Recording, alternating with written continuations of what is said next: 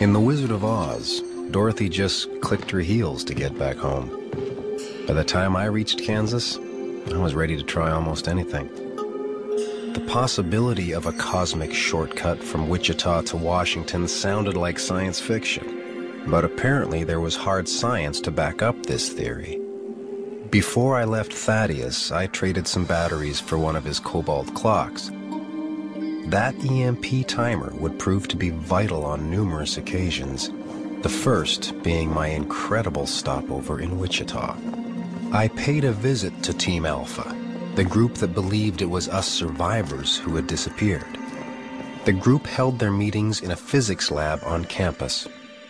Most of them weren't scientists, but they'd heard about the experiment and wanted to be involved. They invited me to join, said there was always room for another able body. What we really need, though, is somebody who can crack this equation. Harold Keeler was the brightest of the bunch, a grad student in physics who tried to explain their theory. The professor thinks the Higgs field is the key. I'm calculating its threshold to see what amount of energy is needed to rip the field's topology.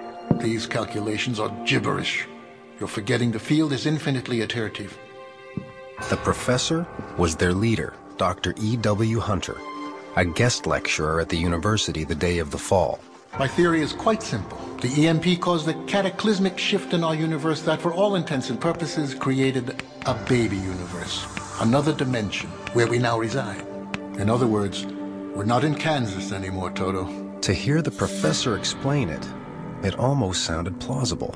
Still, I had some questions, like what else he knew about the EMP. It was obviously some type of classified weapon, capable of producing a pulse exponentially larger than anything witnessed previously. The only real mystery is why anyone would unleash such a destructive force. Probably some bungled test by those dunderheads in Washington. I wanted to believe it was possible, but I still didn't understand how Team Alpha was going to send us home. That's an excellent question, my boy. But rather than boring you with all the quantum terminology, you will see my plan enacted firsthand. And 47 minutes from now, we'll all be home for the holidays. That's when my fantasy about getting back home took on a deadly reality. I was standing at ground zero.